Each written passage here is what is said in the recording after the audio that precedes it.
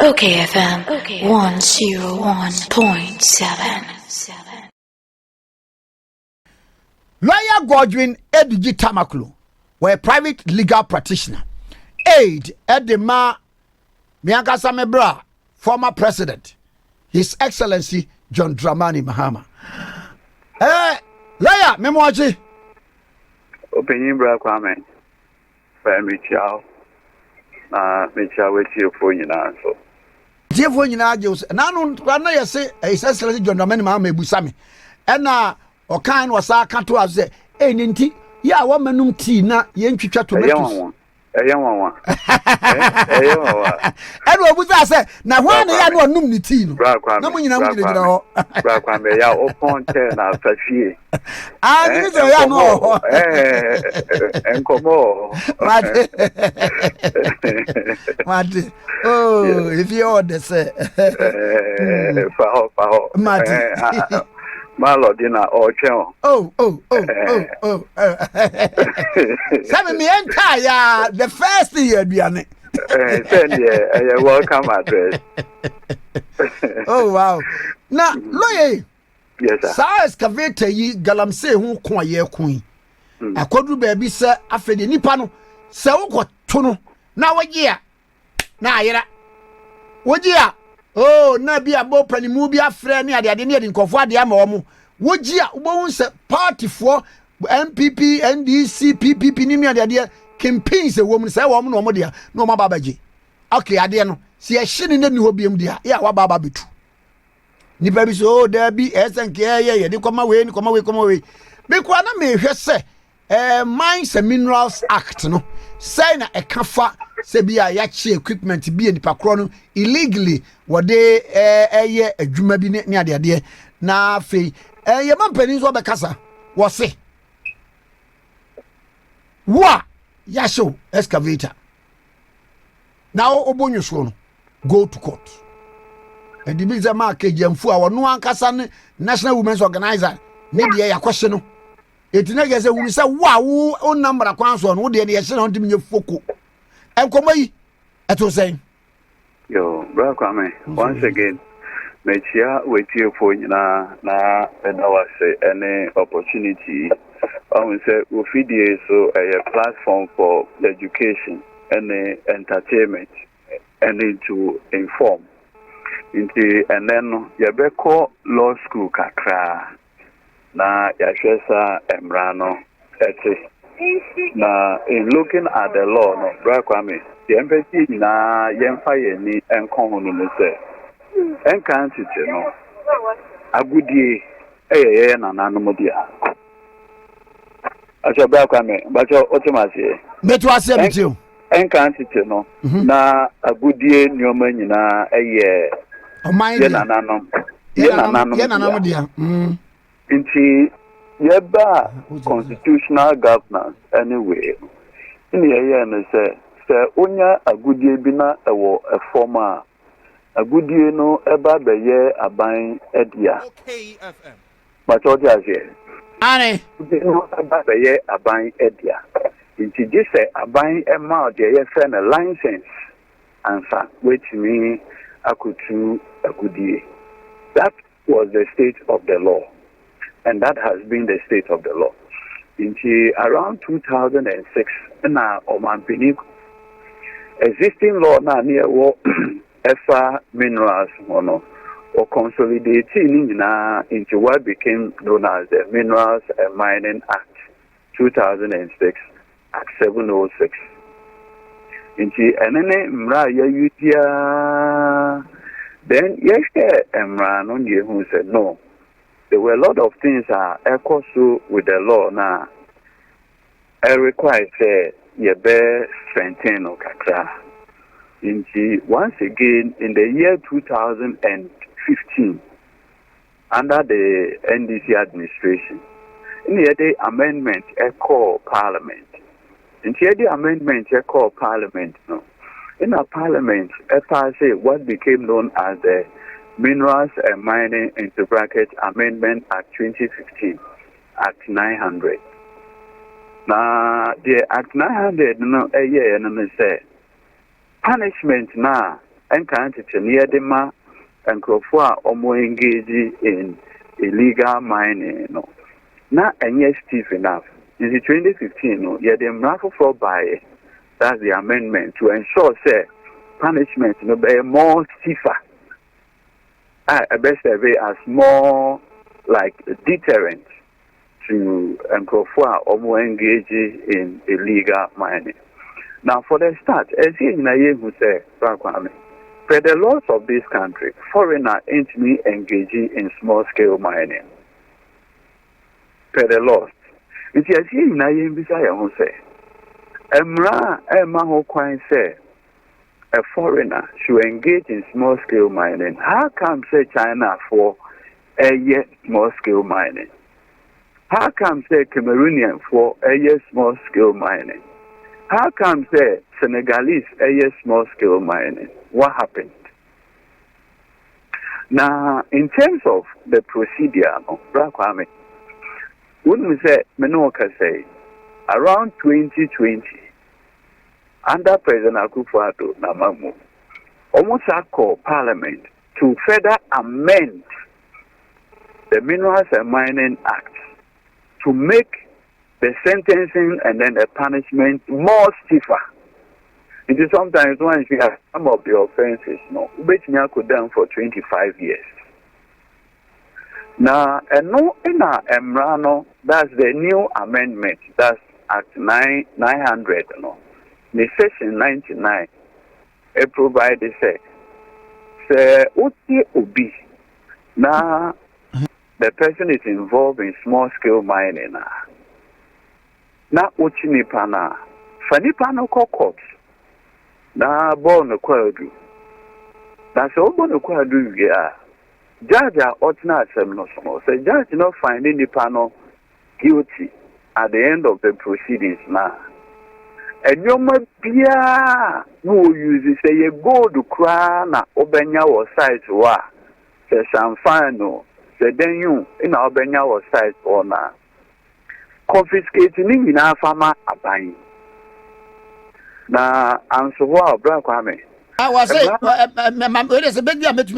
saying, it's particularly instructive to know that in the section 99 clause 5 of the Act 900, where a person is arrested for an offense under subsection 3 and 4, any equipment used in or associated with commission of the offense shall, regardless of the ownership of the equipment or product, be seized and kept in the custody of the police. Section 99 clause 6. Further, a court which convicts a person for an offense under subsection 2, 3, and 4 shall, in addition to the penalty that it may impose, order for the forfeiture of any equipment or product seized under the subsection 5 to the state.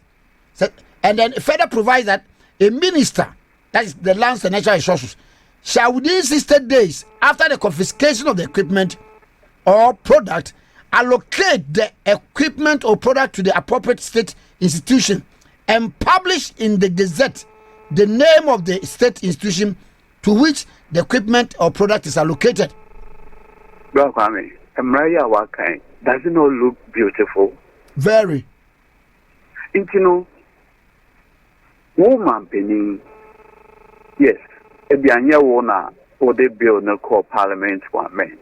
But Yankasi governance is continuing. Inti Oman penny the Emma at the call Parliament. Ye MPs nina ebubo 270. No, so Emrane ye. No, Mudigu. That Kwame, Wosha, Emrano Kraka say, regardless of ownership, the reason why Parliament provided this provision at the tomb, say, you know, Onipana or yes, small scale mining, illegal mining, because small scale mining is lawful. The legal mining, I have friend a galamsey, you know. A bill on need equipment into a core high. Into a maybe a sem no bad, the other kind of so. Excavator and a bulldozer and a crano, and yet media. Emrane said, regardless of the ownership of the equipment, and so in Chinning Nafako, Sebu police station. na ode excavator na bibia wa chester champagne no denyo generator o denyo awanya say ye gold kura na o say the nearest police station fa ko hono na ode ko ho wia a judge are making away orders aye bibia ni wie na fa ko de ye friend the gazette when we say bulldozer bia e wo chassis number bra kwa me so ni sa ai to say the abai krana a more sophisticated into no more dashboard electronically manipulated. Into no a very special machines. Apart from that, Krano, say galam stock, what a buy and one day a bomb tracking devices boning now. No, make up. Okay. It is well coming. The Akoba say, we are a managed minister. Or allocated to state agencies. For instance, Minoka say, NADMO. When we say disaster management, Omona Edano, in Jabia flats across the baby. Only here immediately, Ebia bulldozers to clear water paths and others. Instead, say, a Bible hard earned currency, taxpayers, Ediakoto bulldozer. What is this? You can allocate some to such organizations. Your various district assemblies, seven. Omuya feeder roads, omuya graveling, all of those things, in crossing, any mansion. In Branoma, Hokwan said, Ubetimi Ayadeni, at the Sanyo Manubi, at the Akoma assembly for. That is the state of the law. And your mom penny in lawyer. Yes, several case laws. His name is mentioned. Yeah. And now, Okaya, you know, MPP for one of the things I repeat, almost can say they are the apostles of the rule of law. And then impressing me know so much of political science. Okaya, encountered, you know, the various political scientists, not the almost can say the state of nature is crude, a brutish, a survival of the fittest. Unrefined. Might is right. The other one, you know, on the right person. It now with Fiana Ubiaba.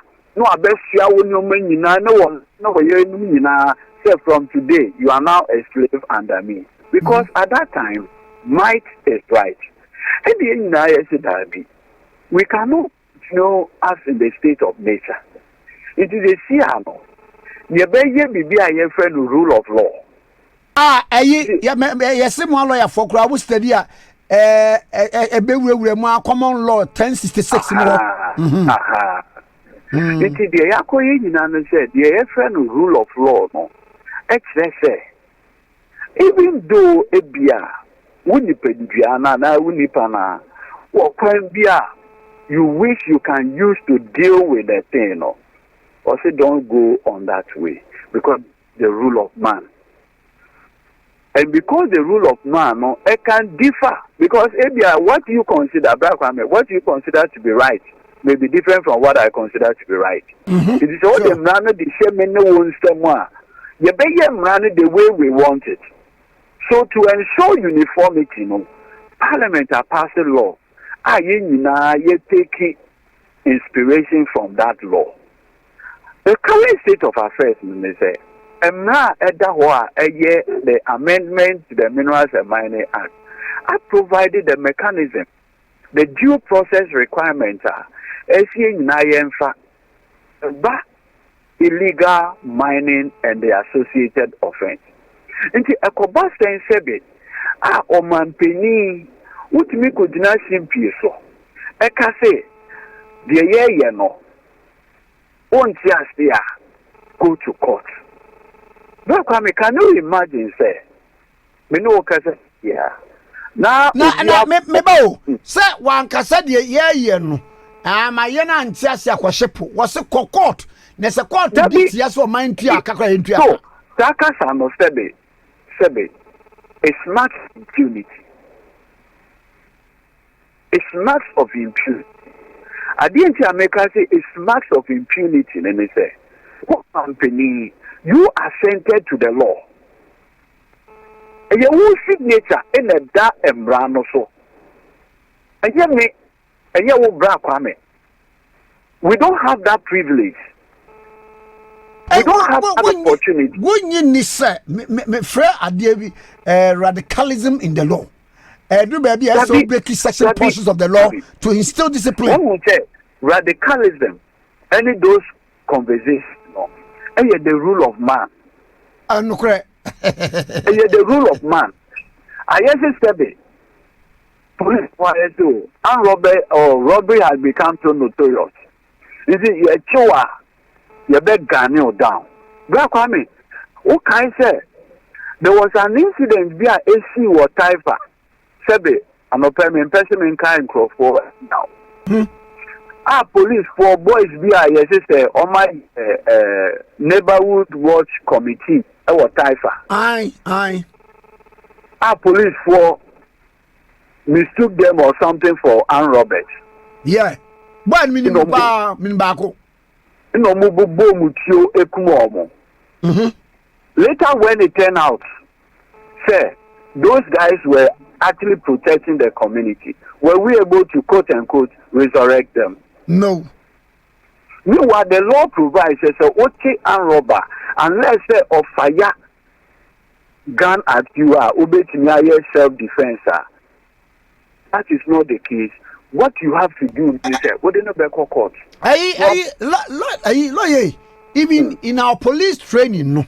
But I want to catch the police for and say, Obi I was suspecting. Simple okulatio. Now what done in the chinwo dwania. There's a way I obey to me. The level who born it to your chia, you be charged. Exactly. Because who born it to you on any idea. It's taken in a way. Sometimes unless the person discharge firearm. Exactly. The kneecap level, you can't go beyond. So these are all due process mechanisms that they are so random to safeguard the nipedria and your property. Now, say, Oman Penyankasa could not see so ekasa. In this manner, then there's no longer. But the only reason why and I said it. But I dear way, now to say. I dear ye number of what yes, you almost said. Now the old son, yes, sure, I didn't say that was a maybe a simple question. I'll just use one example. Medas. Yeah, mommy. Kate Jemfua, on your MPP National Women Organizer. Aye. When you say MPP for the Bray, and you say she's the general manager of Extra Gold Mining. So, sir. Aye. Yes, sir. Me no can say, Abayacheno. What Abancheno. Abayachi, any worker of Extra Gold Mining. But what there be? But Abay Uncle Tiomo excavator. Aye. What call 3 times to cry? Good. So the basis on which Ubet Nyashin excavator and say you suspect say he's engaged in crime. And yes, sir. Aye. Based on suspicion, won't be yes, sir. Aha. Now, say Obi, if you suspect say Obi engaging in say unlawful activity, has anybody been arrested? No. Yes, say, has anybody been arrested? There be about I mean, 2. Excavator. When we say excavator and quane machine, and you will be true answer or side. Yes. This is a car for floor a true a funnel, a tunechi, and so we do sight. Why in all of this conversation, I'm just using the example of Extra Gold. Ayakase, excavators are model court site. Our Eastern region, you know. Wo A, B, C, D. And now we cry Mami Kejin for our general manager. What committee offense contrary to the laws of this country? When will be this? So, Nipana, Omutechi, Omunam, And I was a OCC excavator as your fight. The only reason you tell my opinion, yes, and your man is a sebe. Anyway, was a pa. And in Guasia, I call my opinion and I say, under his leadership, over 500 excavators are here. Meaning, I right. No, black family just the thesis case. Contrary to the provision of the law, say, Bibisa Akrano, to the National Gazette. The National Gazette, no, what they call what? The Obayana say, excavators and so, with charges number day. Now, what publish it in the Daily Graphic? Ghana phone United then ever.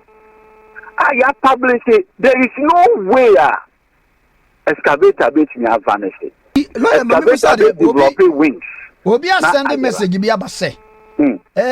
Obi search am awun to me. Mo penso no. One also no. There were similar instances. Moshe ni excavators. Inti ade ne de say ase ne nye. Yesi akomo na ada if you cover no chepenso. Unu say me no ka say ono court. Court. Unu say ye ka say there is a decision of the High Court Kumasi July year 2020 on this issue. A border on the fact that now the state is have to go and pay judgment debt to these mining companies. Because Sebio, what you be to say Mami Kejemfua? O say Ejuma must start here no, and our company, a Canadian company. I started engaging in mining and mining support Ejuma. It's from 2006. Now ye can you cry no. Na Ejuma na me ye a reclamation. Me one more license. In some instances, Krana, a process. There was a judgment on that. A judgment, let's say. What's that? You want to media now? Can say 2020. There was a pronouncement on the issue of the court. No, in America, say the court found out say the burning and all of those things was unlawful. Oh, okay. Kumasi, it's a decision now. Every Kumasi High Court. It's just a buying entry. I don't know who the shareholders of the company are. But a court has said a buying entry close to $15 million. Hey! Yes.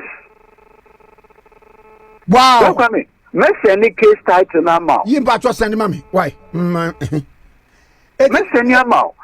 And HSA. Government of Ghana, because a Minister of Lands and Natural Resource in a defendant. As I say, a Bible be using $15 million of taxpayers' money. And then your judgment debt. I'm a plaintiff now, Chama won't to me. I don't know, sir, a Chama won't to me company. Okay. But what am I saying? Me too. A buy now, government is now going to pay $15 million to that company. Can you imagine? At their $15 million, a bit for. Hey, just imagine. So, and no matter can, and yes, you'll be at times said Nanado Danko Akufo Addo and our MPP applying. That be the Yakan unanimously say there's something called the rule of law. Just go in accordance with due process, so that the court can make it order and now make it finding say acquire illegal mining. Ya chiwo excavator yaji ya the man admo okokota. It will be shown say the Minister for Natural Resources comply with the requirement of law. And once that is established, which means, in this case, and I'm using the classic example of Madame Kejimfua. You can say, one chief, Nipa Bakukrase, is involved in illegal mining.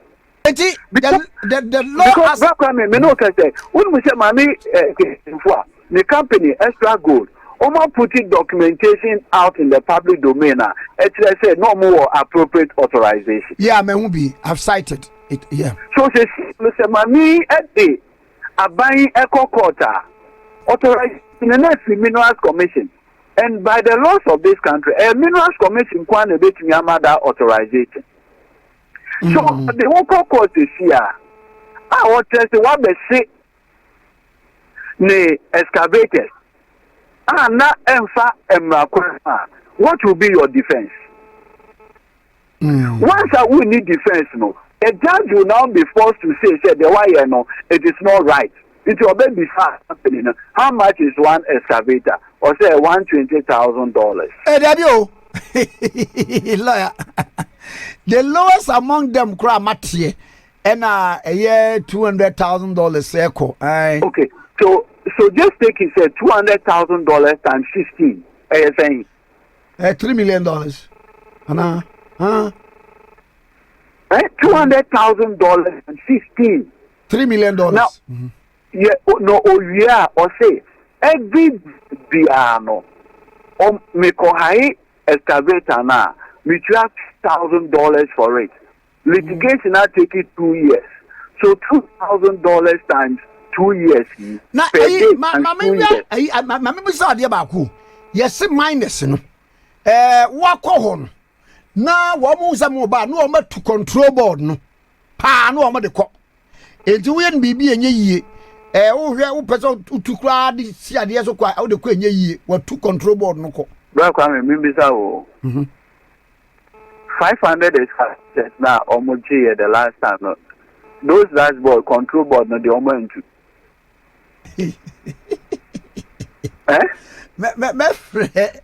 Echo cinema busano.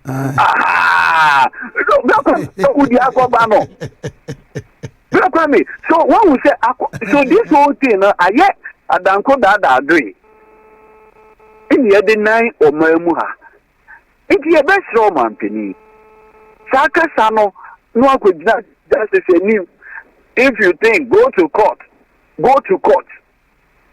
Sanyo Mano, Ekobane sa. Woman penny and I set here a good example for Timamufono. You are basically telling the Timamufono that you can take the law into your own hands. I guess you will be a real studio to see no phone. What I want to create you a phone or say if you don't agree with me, go to court. Is that how we organize a country in a democratic society? Sanyo my woman penny one person now say oh presidency to the line. Later Koba say almost all your government officials, your DCEs, your own party national, from national to regional to constituency executive, are directly involved in the galamsey. And when we say reform, now they work offer this buga approach. Maybe, sir, when I'm a lawyer for, when an action is not grounded in law, or say law no cry as the act as it stands now, no, it's a say a team repeal and I be the fat one. What are the procedures? In America, no say Oman Penny Nanado Danko Akufo Addo Obayeno na ya amendment 2015. Obayeno was you the penalty and yes stiffer enough because some of them are just 5 years. Also no 5 years is not so. And one hand see a big crowd to 15 years. 10 years. All you do no say what for what general. What for minister for lands and natural resources? Normal putting up a draft bill. Attorney General review. What they are called parliament. Parliament is Jutuma. And even in this country, you have the certificate of agency. It's within a day, no, a man who relaxes some of the clauses. The processes of making laws. Relax it until within 2-3 days, no party amendment. Can say the burning of excavators is the way to go. Nothing stops you as a president in amending the minerals and natural, the minerals and mining act. Now I introduce the circumstances under which the task force can burn excavators on site. That is what is required under the rule of law. And yet this buga approach here, or mampini, now no account if you don't go to court. What is this? But, I mean, look, the owners of sources is not only for today. You're the different intergenerational equity. It's say who use a good year no and it should be there also for future generations. So whatever is happening to our environment, it's a nana mahu kwai and what a kwanya yen faso yen friend this edumedi. Campaigns of the MPP, why the action? Why the action? Recently, Nana Chebini wait here for a penny. Wama Bontiam Bekase, the so-called community mining is nothing but a day. Our media are reported lively. Who are the people involved in the so-called community mining? And your MPP apparatus. So why is the president deceiving the rest of the country? As though he is doing something. So let us all know that the ecosystem is about collective interest. So we must do it in accordance with the rule of law. And yes, sir, a day will come. Obisi Bejinas Rakasi, Abasel Mampinin Muakrakasi go to court. Intimation will be unmature to go to court. Is that the way we want to organize this country?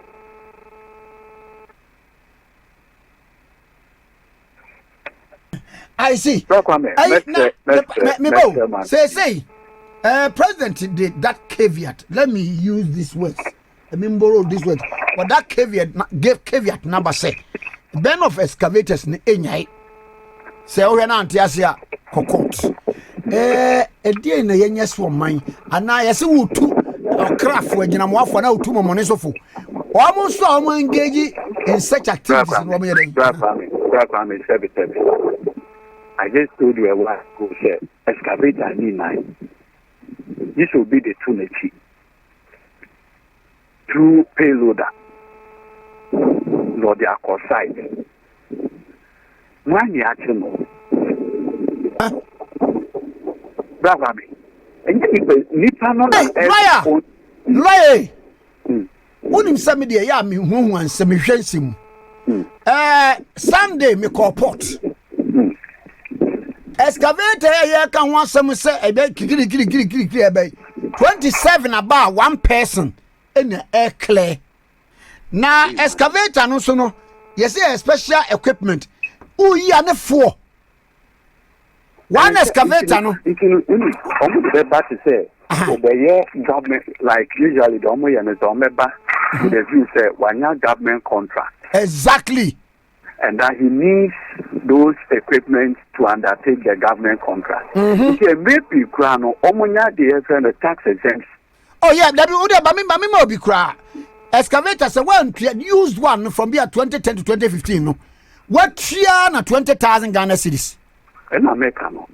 They bring it under that rubric. When you say, what they car, private car, the bus. Sometimes once you pay more taxes on it than excavator. Oh yes. Thrice or quadruple. Yes. So, and then I make say, you see, this whole galam say, a ecosystem. Black and remember, why don't they mercury a bagana? A companies are more dealing in mine and the idea. Fantastic. I buy a world tracking mechanism of this mercury and where it is going. They should have. Because because they should have. Because the bar, mercury we know. Ama the mining sites. Mining sites. Then you can monitor how much of this mercury has been used in this particular locality. We need any of this mechanism. Yancho memuha in a minister the Uber Bontin say or the drones. So I spending $3 million yes here they call drones to monitor mining sites. And now almost say they say almost the tracking device at the two excavator.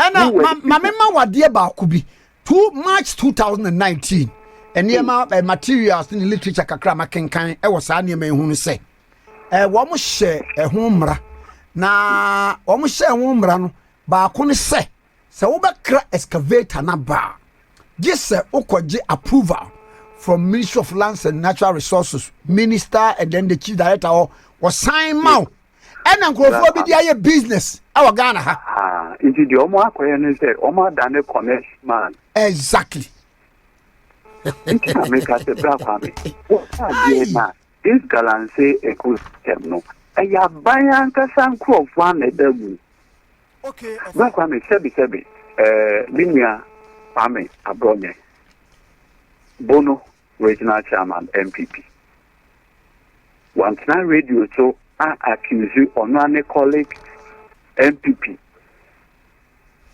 former minister of lands and natural resources on the this one in talk one day that talk no but on the specific case of mining Oma ni Africa bisa say in sema okano efa wonyonko MPP me former minister hono no kra na ye no kre enye me na me kan bibi sa wehu ebia when say it is not being in the public domain corruption ye fight under carpet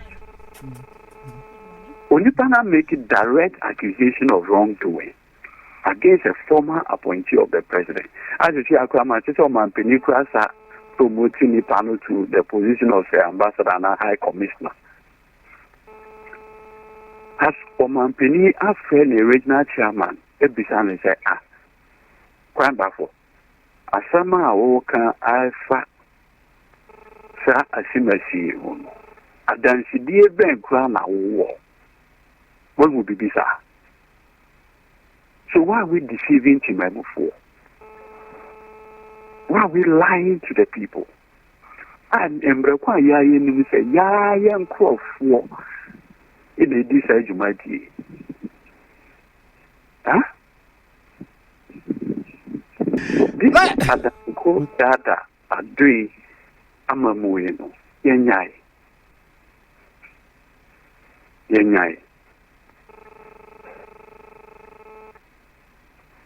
Lawyer, better say na bibia ni ebesa afro why. It catch his excellency sem pacho Saturday no pa meba wansa mefa wansa no. You win kwan no kra. Oh, why nipa wa hu brase. Pow. The then president. Now kwa na president edi an kwa betimi abe ho. What bra betena se ne didi. Oh. Bye. Okay, what's the over service in here? Lawyer Godwin Edudzie Tamakloe, private legal practitioner, aid, Edema former President Mahama, and now came come OKFM 101.7.